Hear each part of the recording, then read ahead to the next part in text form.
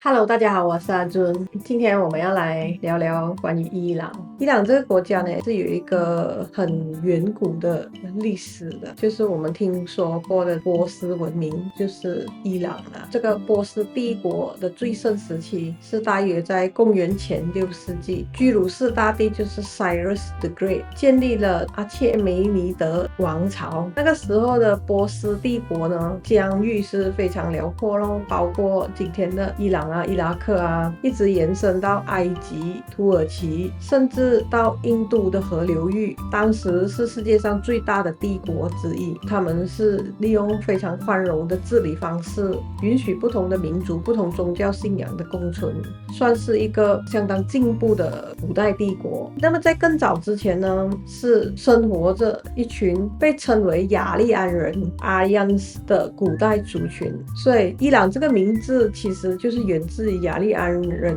的土地的意思，所以这个伊朗人是可以追溯到他们的前身波斯人，更早之前就是雅利安人。那么在宗教思想上呢，古代的波斯也有一个影响深远的信仰，就是仙教，或者是我们这边叫它做拜火教。这个仙教是由他们的先知 Zoroaster 所创立，大约在公元前1000年左右，所以是比犹太教回教基督教更早。那么这个仙教呢，是崇尚光明与真理，强调善与恶的对立，人应该自己选择站在善良的一边。火在这个宗教里是象征着光明和纯洁，所以在寺庙里他们是常年都会点燃续燃着这个圣火咯。很多学者认为后来的这些犹太教基督教与伊斯兰教的一些观念，比如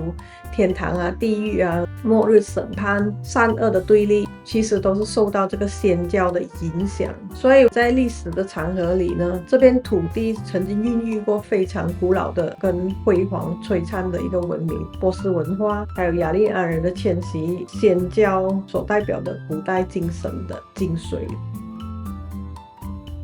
那么之前我也有提起过，我有一个好朋友，他是伊朗人，他是在2010年时曾经来马来西亚深造，是我们认识咯。那时候他只是一个20几岁的青年，可是思想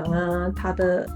文化见解跟哲学深度是我当时认识的所有人里面可以说是非常厉害的一个人。他对事情的看法都非常有深度吧，就因为他有这样的背景跟他在伊朗的这个成长，对很多事情他都看得非常的透彻。像有一次我们聊天的时候讲起他自己的国家，讲伊朗就是非常的无奈的吧，就是我们知道从1978年是79年的那一个宗教革命过后，伊朗的人民可以说是被欺骗了，然后成立了一个神权政府，是一个相当可怕的转折。伊朗是一个非常富有的国家，因为他们有油嘛，他们产油，以前他们的科研发展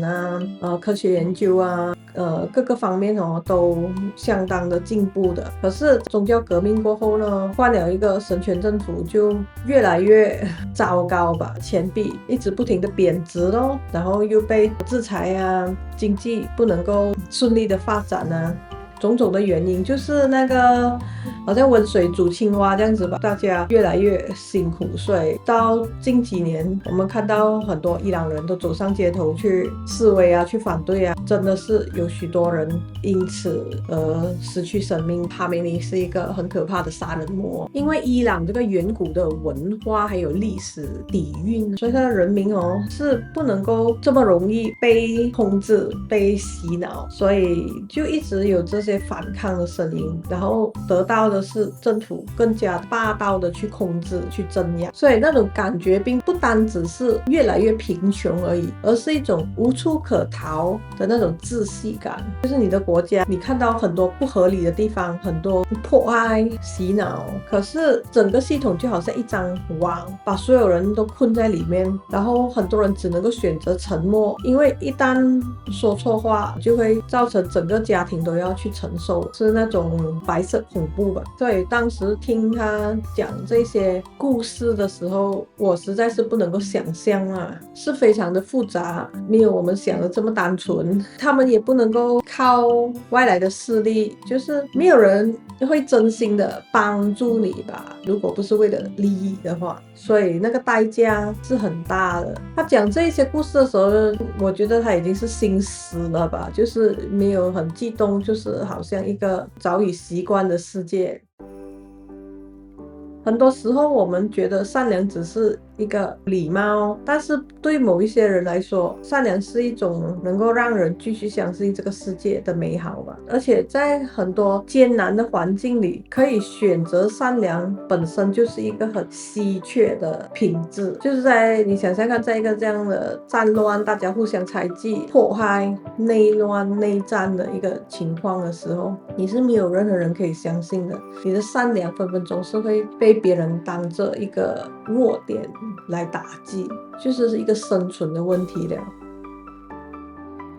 这个就是我那个伊朗朋友送给我的这个仙教的神像，这不只是一个纪念品，更是对他的民族文化的自豪，也代表着光明、正义跟真理，还有善恶之间的选择。所以看到这个神像，就会想起他跟我讲的这些故事哦，还有在这个波斯帝国跟这个雅利安人这几千年以来的文化历史。虽然走到今天复杂的政治局面，历史也似乎总在这个光明与黑暗之间动荡，我也只能祈愿这一个战争赶快结束，然后希望人们可以在一次又一次的冲突之后，依然可以选择善良而不是仇恨。也希望我的朋友还有他的家人可以安然的度过这一次的危机，还有希望大家在这个动荡的世界里，可以更加的珍惜我们眼前的和平，还有可以去追求幸福的那一个条件吧。谢谢大家。